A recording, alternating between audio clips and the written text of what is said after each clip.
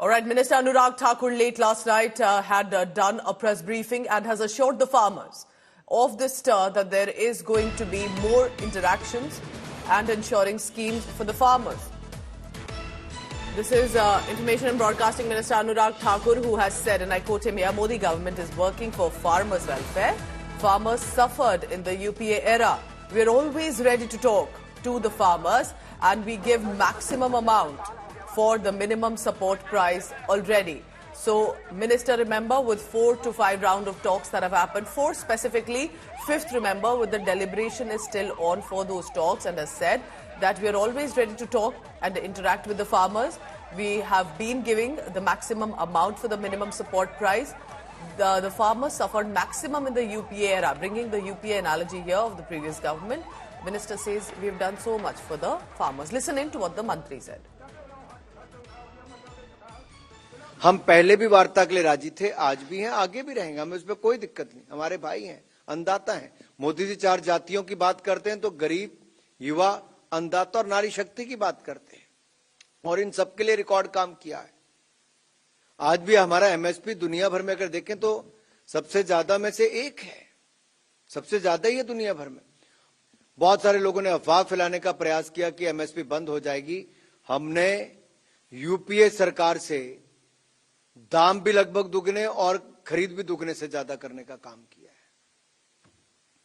UPA के 10 साल में गेहूं, धान, दलहन, तिलहन, इन पर 5.5 लाख करोड़ रुपया एमएसपी की खरीद पर खर्च किया। मोदी सरकार ने 18,39,000 करोड़ खर्च किया है। कांग्रेस के समय ना किसान का सम्मान था ना निधि थी। ये मोदी सरकार है जिसने 2,81,000 करोड़ रुपया 12 करोड़ किसानों के खाते में डाला है, और उनके समय किसानों को मुआवजा नहीं मिलता था। हमारे समय 1,54,000 करोड़ रुपया मुआवजा प्रधानमंत्री फसल बीमा योजना के अंतर्गत मिला।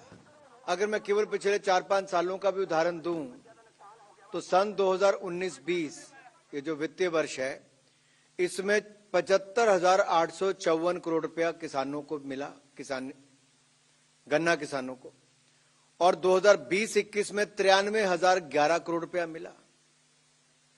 2021-22 में 1,18,618 रुपये मिले, और 2022-23 में 1,14,005 रुपये मिले, और ये लगभग 99.9% पैसा इनके खाते में सीधा चीनी मिलों द्वारा दिया गया। Let me bring in Himanshu Mishra for the latest on that. Himanshu, good morning. ये भी दर्शाता है कि जो सरकार है उसने बात करने का जो दरवाजा है वो खुला रखा है, because 4 rounds of talks have failed.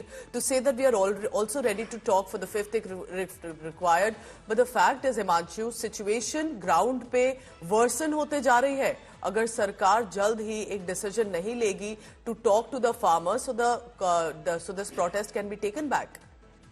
देखिए, बिल्कुल पूजा जो है सरकार की तरफ से बातचीत का रास्ता जो है वो खुला रखा गया है, और केंद्रीय मंत्री अनुराग ठाकुर ने, बल्कि कृषि मंत्री अर्जुन मुंडा ने भी कल यही कहा था कि हम बातचीत के लिए तैयार हैं। हम चाहते हैं कि बातचीत के जरिए जो है वो रास्ता निकाला जाए।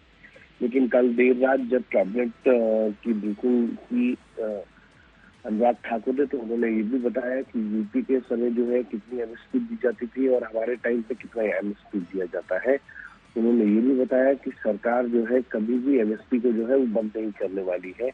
लेकिन जो किसानों की मांग है वो ये है कि एमएसपी को जो है वो एक कानून बना दिया जाए जिसपे एमएसपी से नीचे अगर कोई फसलों को खरीदता है तो उसके ऊपर जो है केस रजिस्टर हो सके। सरकार इसको लेकर जो है वो तैयार नहीं है, और इसीलिए जो है किसानों के साथ अभी तक जो है 4 राउंड की जो बातचीत हुई है वो फेल हो गई है। और किसान भी यही बात कर रहे हैं कि अगर आपको बातचीत करनी है तो एमएसपी पे कानून बनाइए, और बाकी जो हमारी 2 अन्य मांगे हैं इसको भी मानिए। लेकिन सरकार की तरफ से इन तीनों ही चीजों पे कोई एश्योरेंस ना आने के बातचीत जो है किसान अब आगे के राउंड के लिए बातचीत के लिए तैयार नहीं दिखाई दे रहे हैं। Himanshu, thank you for updating us this morning, and keep tracking the latest on that. Thank you very much.